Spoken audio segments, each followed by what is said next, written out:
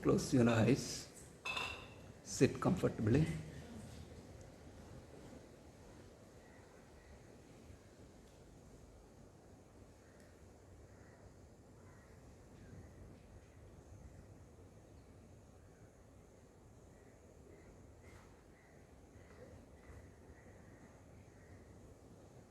Start watching breath.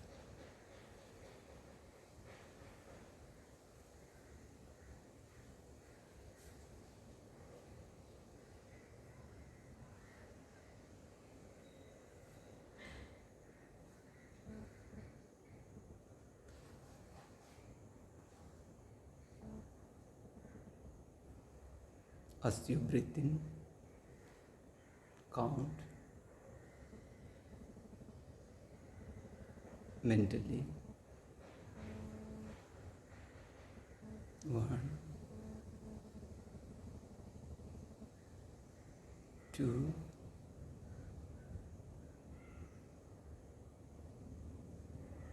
3,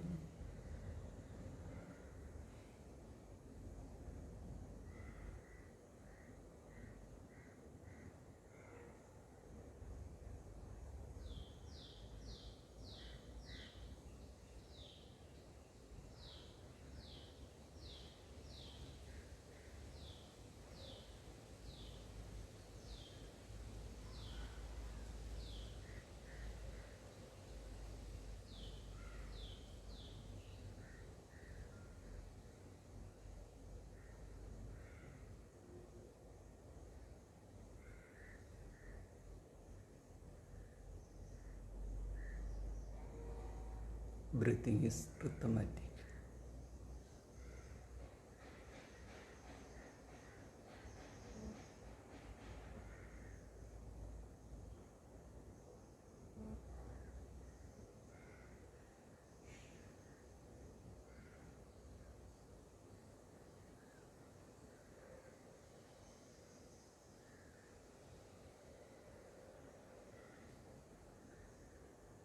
Imagine the sky, blue, shining, vast sky.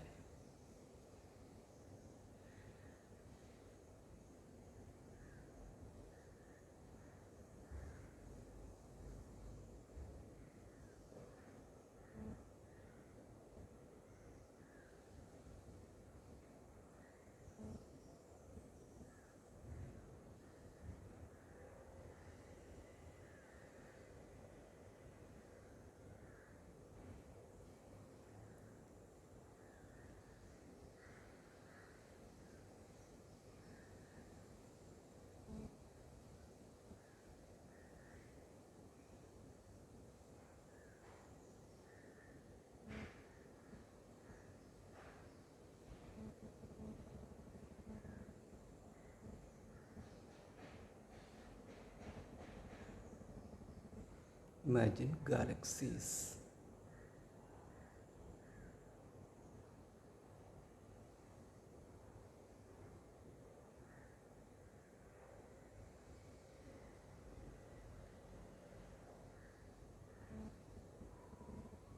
Stars everywhere.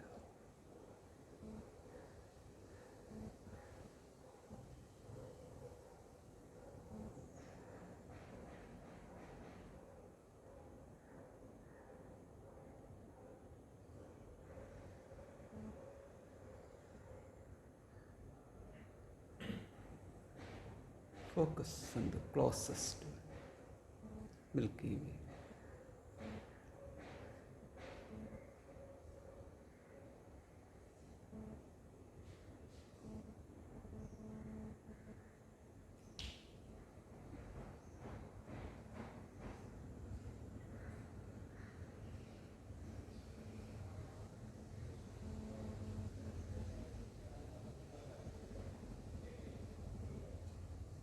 Imagine the solar system.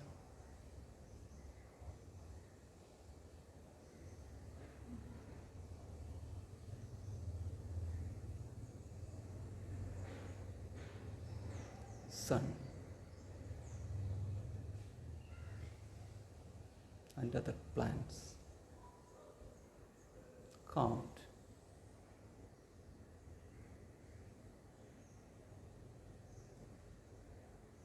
One by one.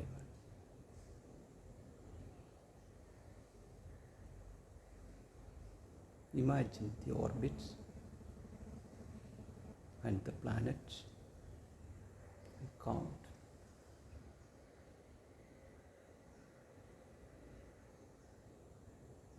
One, two, three,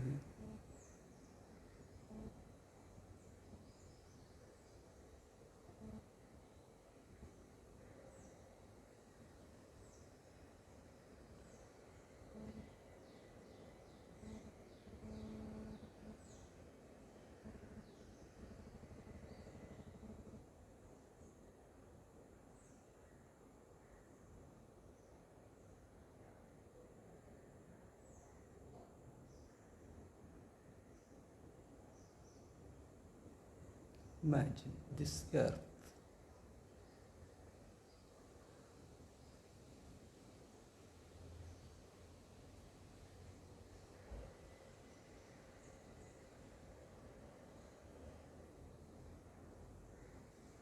This land.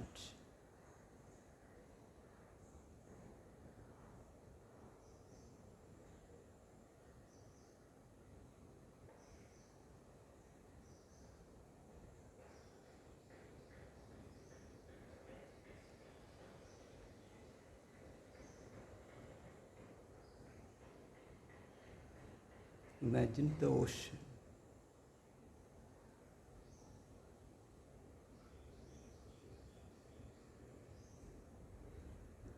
The bridge across the river.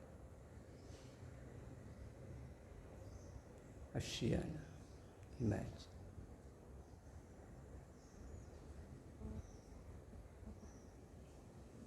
This building. The place where you sit.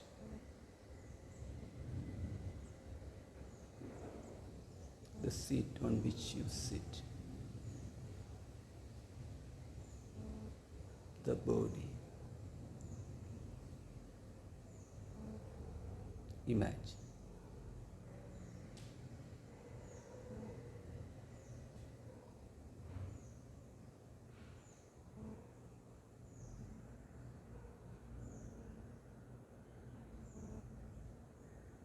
In the mind,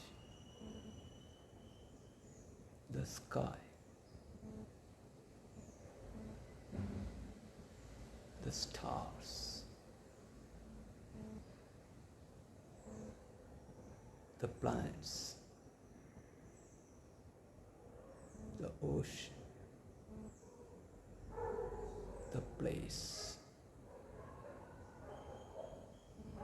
In the mind.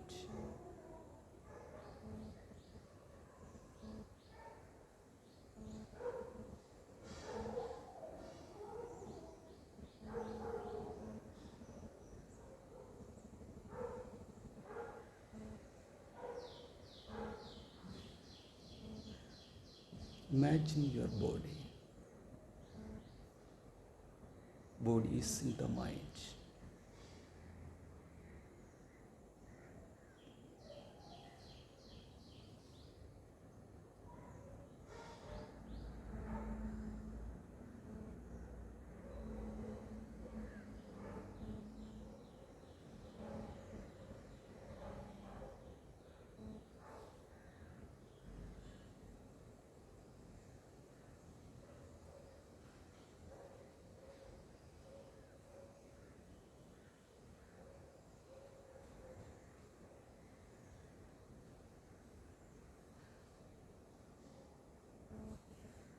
Imagine the people around you.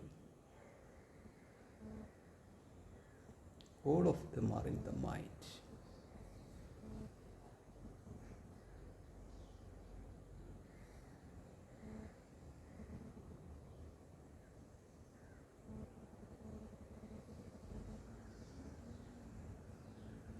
The mind projects.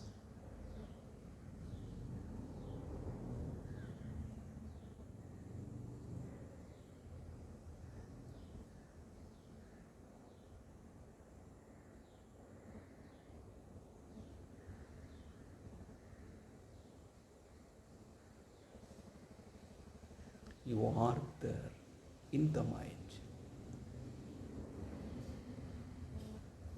seeing, knowing, watching, witnessing.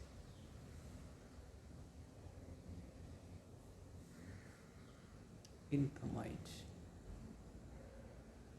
the world,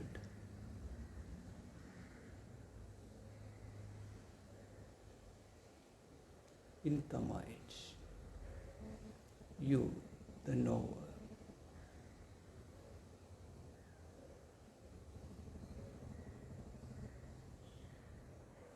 In the mind, the world known.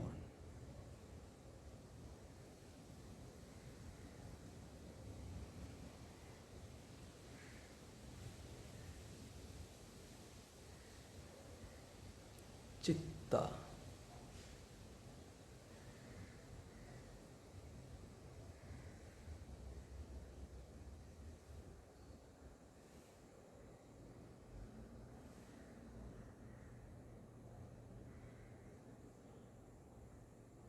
you are in Chitta.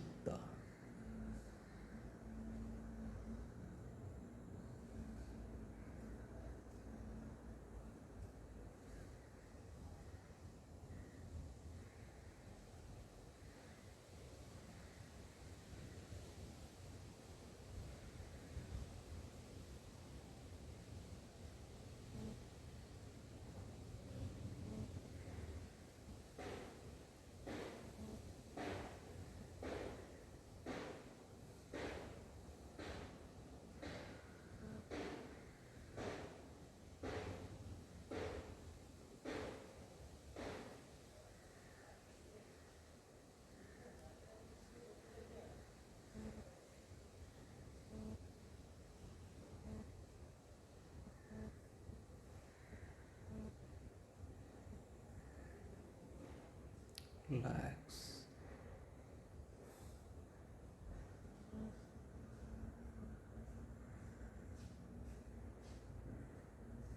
Just lose yourself in the vast consciousness.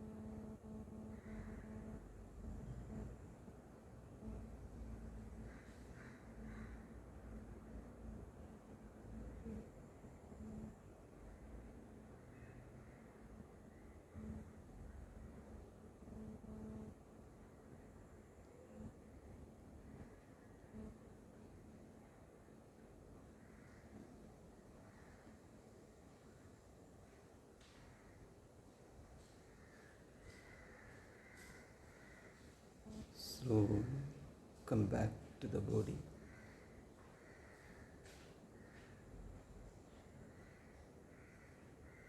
Be aware to the world outside.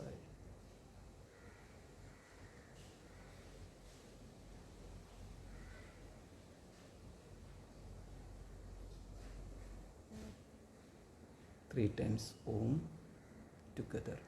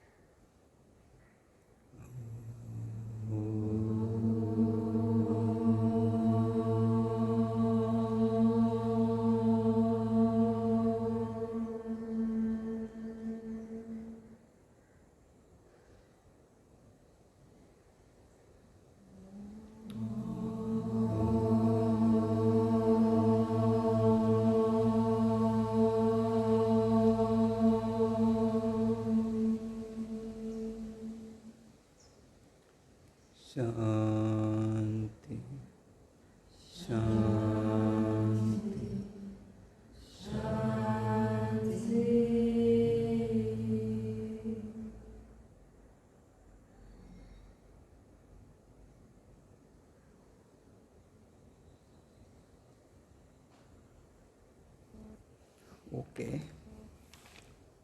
Now we can be back to the class.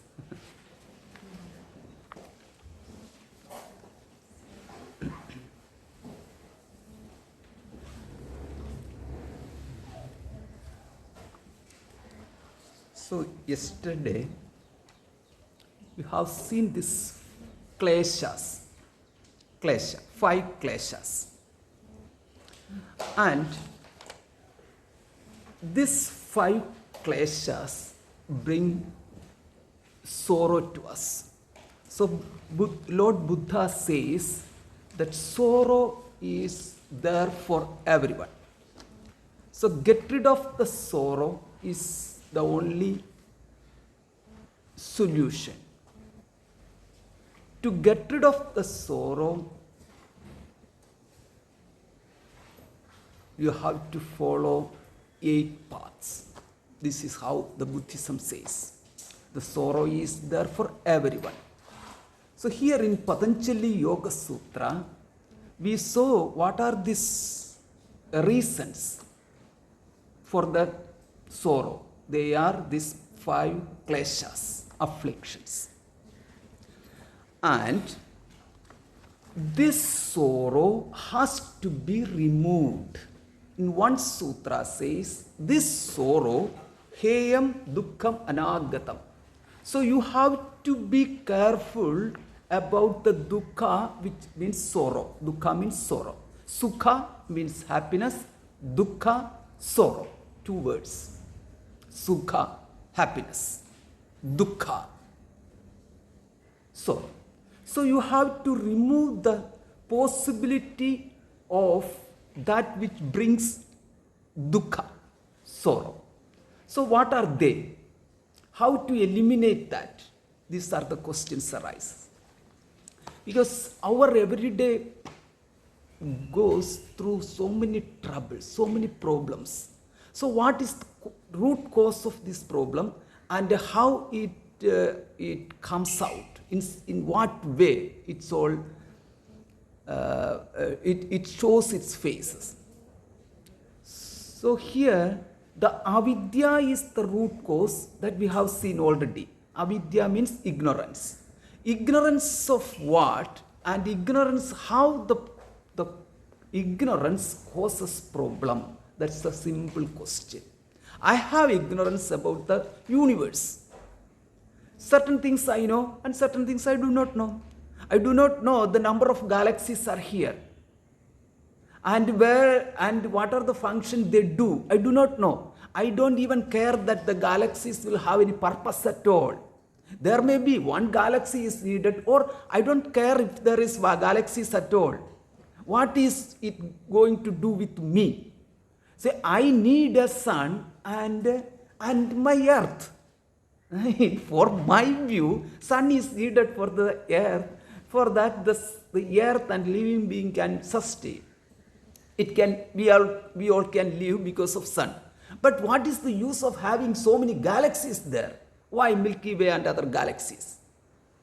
And what is the use for this another Uranus and Neptune, Pluto, etc. are there? For what?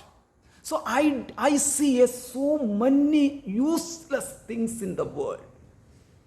Can you believe that?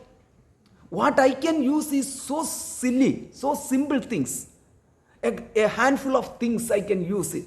And the entire universe is just useless for me. Maybe I can see, I can watch. Other than that, what? Maybe I can once in a while I can send some rockets. Not me, but our country, for all of us, or the entire humanity. Instead of saying that our country or this country or that country, the human beings can send once in a while rocket. So it will land at either in the moon or in some planets. So more than that, what's the purpose of having this entire universe? And what is the center of that universe? I know the center of the solar system is the sun. What is the center of this galaxy called Milky Way? And what is the center of this universe? Do not know. So to know the center of the universe, you have to know the sides of the universe. If it is a square, then you should know the sides. If it is a circle, you should know the circumference, which we do not know. We have no idea where it stands and where it ends. The galaxy is okay, but the universe, where it stands and where it begins and where it ends, it is endless. So if the universe is endless, can you say there is a center point? Okay, that's the question. For a center point, the size is to be limited. Then only a center point is possible. So if the universe is endless, there cannot be a center point. If there is no center point, suppose we say that the known galaxies have a center point, that's okay. Only known galaxies. There are unknown galaxies outside of this known area. Unimaginable areas are there. Totally uncharted areas are there. So then, what can be the possible center point is the question. Suppose I say, I am the center point of this universe. You have to prove that it is not. How are you going to prove that I am not the center point of this universe? Then you can say that, no. You can say that I am. I am the center point. So each person can say that he is or she is the center point of the universe. No one can negate that. No one can say that, oh no, it's wrong. See, suppose you are the center point, then who am I? I am supposed to be the center point of the universe. Then you can say you are the center point of your universe. I am the center point of my universe. Yeah, that's true. My universe means I see the face of you, not the back of you, or the back of my back. So I don't see at all, but I imagine that there are things behind me. That much is my knowledge. My knowledge is limited. So even though I have limited knowledge, my perceptions are limited.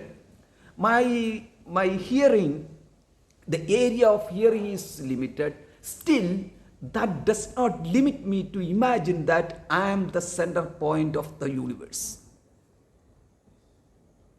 Nothing wrong in that. Now the question, which part of you is the center point of the universe? Is it your toe? Is it your knees? Is it your stomach? Is it your heart? Is it your neck or forehead or top of the head? Which can be the possible center point of the universe? So that's another question. Then what? Yeah. Then what you will say? It's called Atman, right? In Sanskrit. The body. I'm talking about the body. Okay. Let us come to the Atma next level.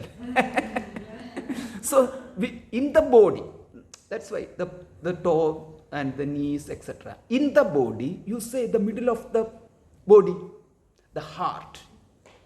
You can say there is a heart. Not the physical heart we have, but it's imagine that there is a lower half and an upper half. Which point this lower half and upper half meets, that can be the center point of this body. Right? Yeah. There, where do you stay? Do you means we have already seen that I am consciousness, I am a person, I am a knower. All this knows. All this we know already, that I am the knower, I am consciousness, etc. So when you know something, do you think that your knees know, your stomach know, or your heart know, or your eyes know, your scalp know, your hair know? Where? What? Who knows? Then you have to say, oh, my mind knows, right? The mind, the spirit. Yeah, my mind knows. Where is that mind? Another question. Oh, I can say that my mind is in my head. That's the easiest way of saying that my mind is in my head. The next question is, are you in your head? Your consciousness? You are in your mind. That's what we did just a few minutes back. You are in your mind. The world is in your mind. Everything, the entire universe is in your mind. And the physical body is in your mind. And that mind is the big mind, not the small mind, but the big mind. That mind is called chitta in Sanskrit. Chitta. Simple. It is chitta, mind, manaha in Sanskrit, and here it is another word is given, chitta. See, chitta means it's a complete word which can holds everything. Chitta. So that mind, where does that mind? In the heart or in the brain? Where is that consciousness? In the heart or in the brain? Consciousness is the life. Consciousness is not the quality of a life. Means not an attribute of a life. Means consciousness is I, the individual. Consciousness means that which expresses itself as life. That's consciousness. In that case, suppose imagine just an egg. Inside that egg, there is life. Right? Not boiled egg, no? It's just a live egg. Inside that egg, there is life. It's in the unmanifest form. It's not manifest. If it manifests, then it comes, then it can be a lizard, or egg means not always this, the egg you eat, no, a bird's egg. So it's unmanifest form. Once it is manifested, a bird came out. So in that unmanifest form, does it has a life? Yes, of course, it has a life. Does it have a mind?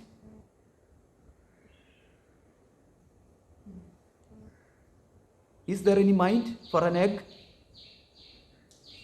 We cannot say that there is mind. Mind means knowing. A bird knows because it has a mind. A lizard knows because it has a mind.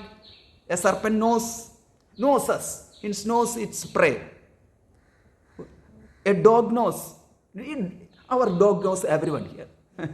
So it comes and it knows who is not staying in the ashram also. So any intruder at the night, it will not leave that person. And if suppose you go around, it is all happy and give you company. That means what? It knows. It has a mind. Does this egg has a mind?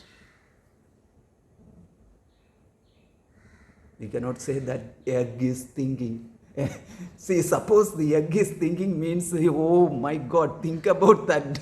That egg is, oh my God, this person is going to boil me. No. This is going to cry loudly. And it does not have the mouth to cry out also. So mentally it is crying. Do you know how to cry mentally? No, only when you cry, the face will show some expressions. And the poor egg does not have face to show expressions. So we can say that it does not have a mind. how we sleep.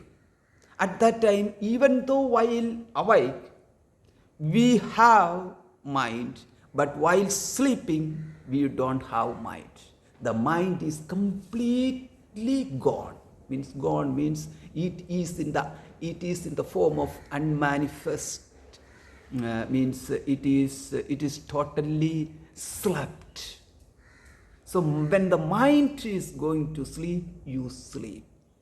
When the mind is coming to awake, you are awakened. So actually, who is sleeping and who is not sleeping? Are you sleeping or your mind is sleeping? Oh, I am sleeping, but my mind is awakened. Can you say that? Then you are dreaming. It's not sleeping. When you sleep means you totally lost in yourself. Means you are there without knowing anything. That means it shows that the mind only you have a companion who brings knowledge to you. Mind is the only thing which makes a connection between you and the external world. The world means not the world of many. The world means whatever comes in contact with your sense organs, that is the world you have. There is no other world. There is eyes. So the world you see is in contact with your eyes. Actually, what you see is nothing but light and shadows. What else you see? Nothing. Even if you say that I see many things, just two things you just remove from the picture, light and shadow. What else you are going to see? I see colors. No colors, you need light. The light only. Without light means pitch darkness. Are you going to see anything? No color means no light. Means no light means no nothing. No thing there. So what you are seeing is just light only. Even darkness is not seen by you. Darkness cannot be seen by anybody. Oh, no, I see darkness. Usually used to say, right? In the night you see darkness, right? And you close your eyes and see the darkness is there still. Right? See, if you close the eyes, and while closing the eyes, that shows that you are not seeing anything. If you are not seeing anything, that is called closing your eyes. Then you closed your eyes. That time, if darkness is seen by you, that means your eyes are not seeing the darkness. Darkness is the absence of light. It is in the mind.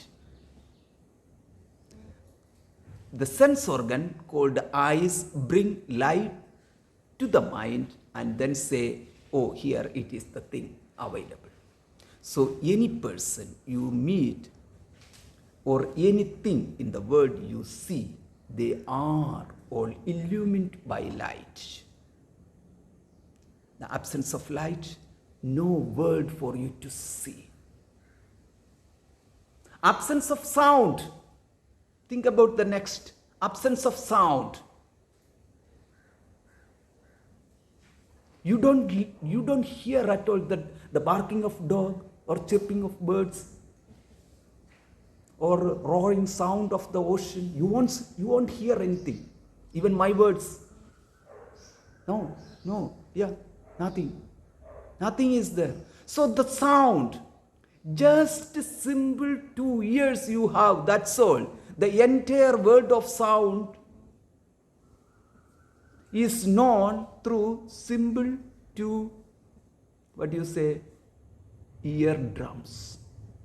It's just a simple piece of skin. eardrums. Any sound you hear, it goes and vibrates there. Just give a vibration. Run, run, run. That's all. Then there is a whole setup behind that eardrum to decode that sound, what it is. And it is placed in different categories. Oh, it's the language. The accent of the language is this. Oh, it is Indian English. Oh, it is American English. Or it is African English. Like that, accent is given to that. And the meaning is loaded. A sound is just a sound. And the sound is converted to a word. And the meaning is loaded to that word. And that word is connected to another word. With connection with many words, it's a sentence. Sentences are there together, it's connected to an idea. And then idea illumines, idea shines in the mind. That gives you a kind of a wisdom in your mind, a knowledge in your mind. You feel yourself thrilled. Yes, and then you say, I know, I am happy. I know I am happy. So many things happened just because it does not stop beating the drum of your ears. It's all there in the mind. So the mind of a human being is something, a miracle. Even though every living being has this mind, but the mind of the human being is something very big.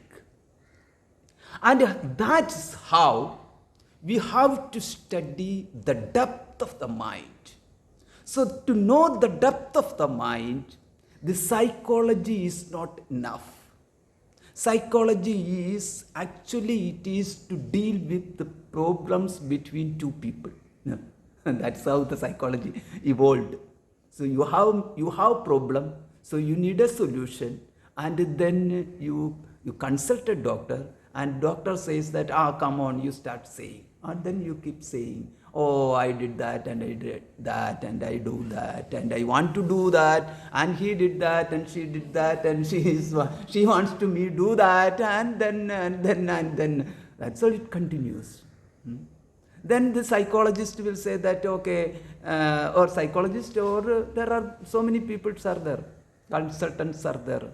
They will help you to, okay, 1 hour is over now, next week will again you come with my fee and we'll chat.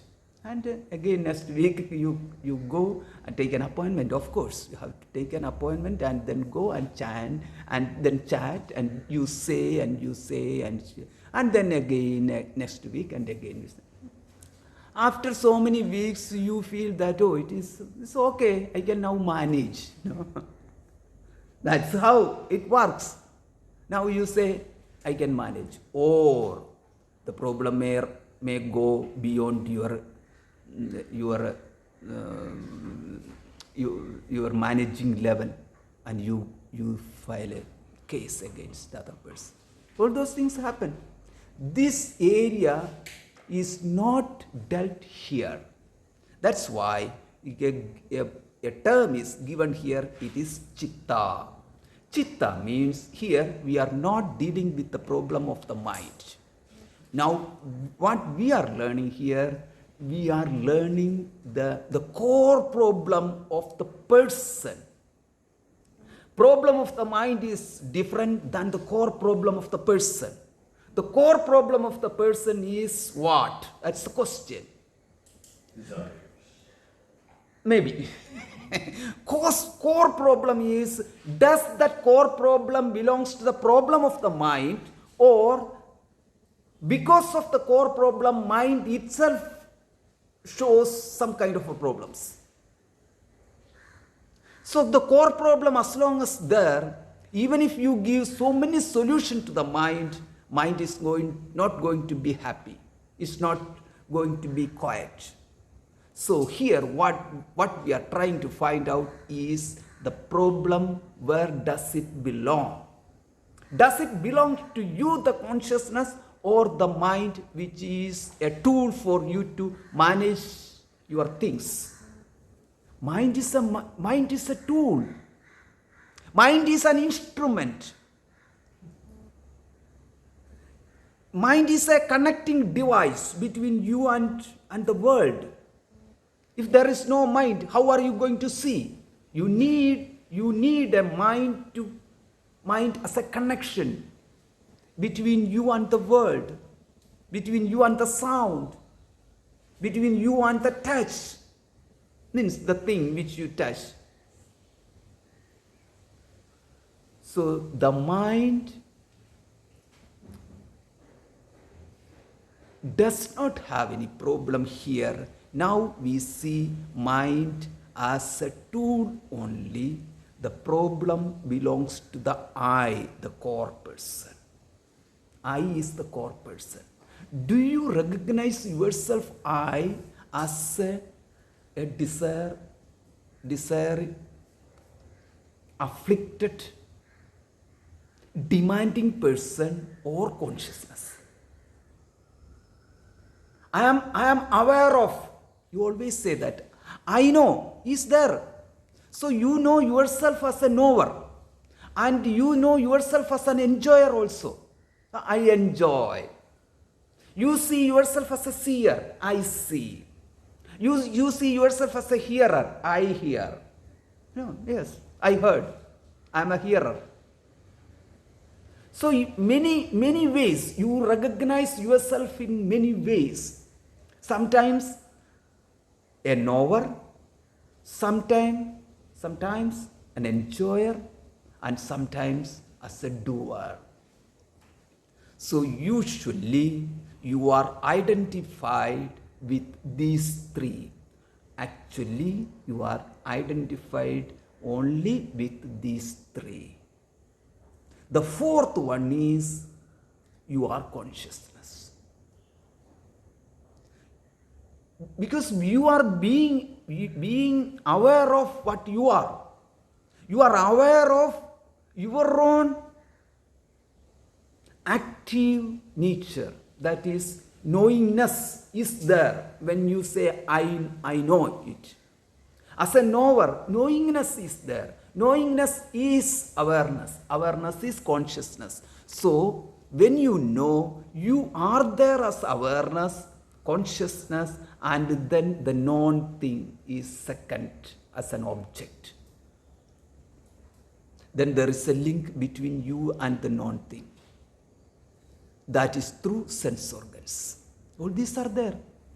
And then think about the doer. So you are knower, and the next one is think about the doer. What you do? So usually when people meet, they ask you, what do you do? They expect what kind of answer they expect? Yes, job. What is your the method for earning? Your livelihood is depend on what? These kinds of things. Then you say that, I don't do anything. It's better leave this person alone. You think and go away that way. Or you say, it's a good person to be deal with.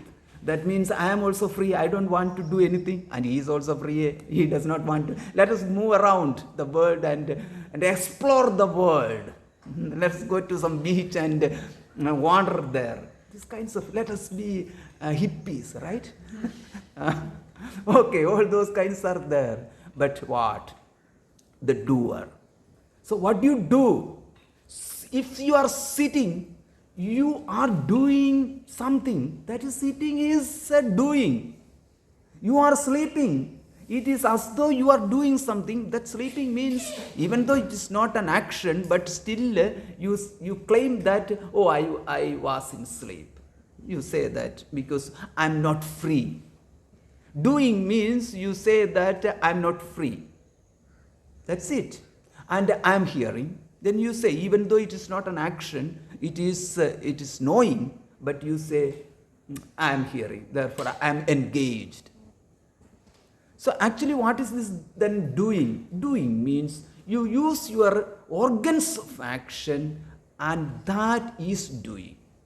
So hands and legs, like, and then speech. You speak speak to someone something, then it's an action. So you are doing means some kind of an action involved. Now you are seeing yourself as a knower. You are seeing yourself as a doer also. What is the third one? Enjoyer. If the enjoyership is not there and the enjoyment is not there, the life will be a nothing. It's a chaos. So enjoyment is very much needed. You drink a cup of tea or you enjoy your food. Usually you say, oh, enjoy your food. No? Enjoy your drink. Enjoy your music. Enjoy this movie. It's for enjoyment. So actually what we need, see, if there is a choice of select one, enjoyment, doing, knowing. Which one is the most wanted among these three? Enjoyment. Yes. So basically, a person here is an enjoyer. So what he wants to be an enjoyer. So therefore, we can say that we all came here as human beings for enjoyment. Not for knowing the world. We don't care. If it is there on the way, we see. That's all. But what we want? Enjoyment. And for what we are doing your job for enjoyment. You earn, you can spend. Money for what? Enjoyment. House for what? No, security, not enjoyment. Suppose you say that is for my security. Security for what? Non-disturbance. That's the security. Non-disturbance for what? Means it should not be disturbed. I should not be disturbed by any other factor, any external factors. Means basically what I want is enjoyment. I am an enjoyer. That is the basic I. Now you can recognize yourself as who you are. See, think about that. Who you are. Are you consciousness or an enjoyer? I am consciousness as well as enjoyer. If you say, while meditating I am consciousness, rest of the time I am enjoyer. Is it right? Enjoyership means enjoyer is not absolute. Throughout the life you are not enjoyer. Once in a while you are enjoyer. The rest of the time you are not. You may be doing something. I enjoy my doing. Am I say that I am an enjoyer? Because you are doing, you are giving importance to the doing only. I enjoy learning. Am I say that I am learning with enjoyment, therefore learning itself is an enjoyment, therefore can you mix together? No. Basically you are enjoyer, but that doesn't mean that continuously always you are an enjoyer. You are shifting identities between many things. Shifting identities means I is sometime you place on your body. Then you say that I am walking. Means what? While sitting you won't say that I am walking. Means your body is moving from one side to another. I'm driving. That means it is related to an action. That action is done by your hand and the whole body is involved there. I'm listening. I'm listening means I'm a listener. I'm a walker is different from I'm a listener. I'm a walker means where is your eye located? It is shifted to your body. I am listening. You are a listener. Now, where is your eye is located? Means not in your hands. Where? It is in the sense organs. Means hearing takes place because of the ears. Ear is a sense organ. Therefore, your eye is placed in the sense organs. Relating to that sense organs, you say, I hear. I am a hearer. I am a walker is related to body. I am a hearer related to sense organs. This is called shifting identities. So actually then where you are you in your physical body or are you in your sense organ? I taste. Where are you now? Where are you now? I taste means that, yeah, here it is. I see. Where are you now? You are in your eyes. I see. When you say I see, you are in your eyes. Because you cannot say that at the same time I am in my leg also. Now, I see there is only one thing is involved, that is your eyes. Your leg is not involved. Whether you have leg or not, the seer doesn't care at all. Without even legs you can see, no problem.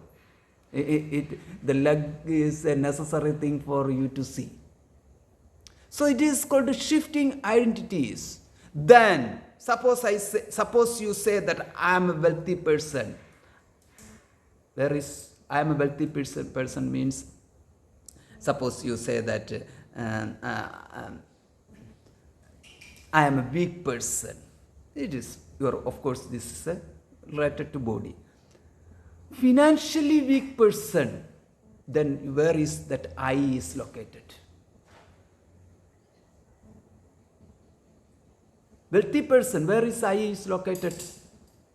Means it is related to wealth. Your eye, you shifted your eye to wealth. So how much wealth I have, that much big I am. How much money I lost, that much I lost. My greatness is lost. So I is again shifted from one place to another. I am white. I am black. Together. I am brown. Where is that I is located now? I am white does not mean that my wealth is white. No. Previously we saw that when you are related to wealth also. And it does not mean that it is related to eyes or driving or no. Means it is skin. Just a simple skin. Related to skin. You have shifted your eye to the skin. Then say, I am white. I am black. I am brown, etc. So this shifting eye. Is this consciousness shifting, or the mind shifting, or the knower shifting, or the doer shifting? What are all these things? Did I say anything out of not knowing area? All these are non-things, right? What did you say? Anything outside. All these are things known to us. It is not confusing, right? Is it confusing? No. These various things, I'm just one by one telling, that's all. We know already all those things. If you know all those things, means you are a knower of the great Shastra. Shastra means the text. The chitta, you know the chitta, you know the consciousness, you know the doership, you know the enjoyership, you know the knowership. Okay, if it is there. So you know everything. Who knows everything? You know everything means you only know everything. Who else knows everything? You know everything means you are the real consciousness. That's why you know everything. But you are not given attention to those areas which are still unknown to you. That's all. Once somebody bring that into your focus, to the mind, then you say that, oh, I know it. So the consciousness is unlimited. That's why always we say unlimited consciousness. When you are consciousness, you are unlimited consciousness, not limited consciousness. Consciousness means knowledge, means you are unlimited knowledge. Oh my God, I am unlimited knowledge. Then why am not knowing the number of stars in the nearest galaxy? That's the difference. Nobody said that to you. So you need a means to know. The consciousness itself is just consciousness.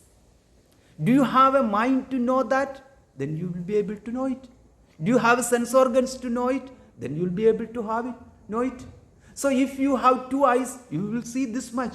If you have 4 eyes, you will be seeing more. No?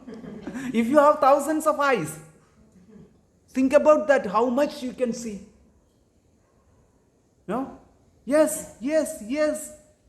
Multi-dimensional world. 3-dimensional world only you are now relating to in every day. So when you have multiple eyes and ears, so many ears, think about that, you have full of eyes. All over the body eyes, all over the body ears. You will be knowing everything. All over the body ears, and of course we have the touch. The skin is there. And think about a person who has eyes everywhere. Everywhere means in his whole body. Okay? Think about, just thinking. Do not think that person is a human body, human form. Forget about the human form. Think as an entity who has eyes all over him. That means he sees everything, right? Logically, right? Who has ears everywhere.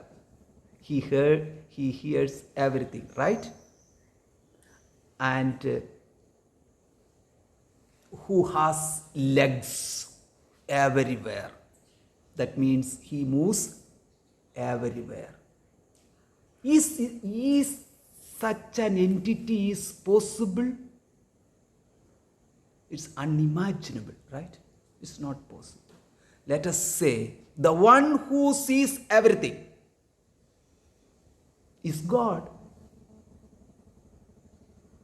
Why do you bring the God suddenly here? Because as far as we know, no human being have the eyes all over the body, or ears all over the body, or hands or legs. But there is a possibility that the one who has the knowledge of the entire universe has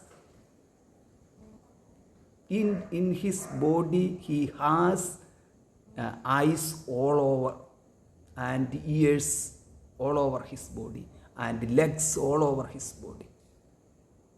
It's just an imagination. Then you say that instead of saying that he has all over he has sense organs all over the body. You say that he knows everything. The one who knows everything is said by the Veda as Ishvara, God. How can you say that just simply, is it your imagination that he has eyes all over or legs all over? No, it is given in the Veda. No, it's not my imagination. Sahasra Shirsha Purushaha, the one who has thousands of heads. Sahasrakshaha means thousands of eyes. Sahasrapat, thousands of legs. Sahasra Shirsha, thousands of heads. He who covers the entire universe and his head is up above the sky. Think about a universal entity, universal person, whose leg is this earth and whose body is the entire universe is his body, and his head is not visible by us but above the heaven. And he has legs everywhere, so he is there everywhere. And he has eyes everywhere, all over his body, therefore he knows everything. Your eyes is his eyes. Your ears as his ears and as his ears. Your legs, his legs. When you walk, he is walking through you. When you see, he is seeing through you. So that's what God is. Is that God possible? No. Logically, I am not able to conceive that idea. Maybe I may have to think a lot, but it's a good idea to think. Just because I cannot assimilate right now does not mean that it is wrong. It's a good idea. So that's why I accept God as an idea, but I try to realize God in due course of time. Is it agreed? Yeah? It's okay? It's okay? Okay. That means now we will conclude this class, and after that we will have some kind of a discussion also. Okay? 3 times Om and then Shanti.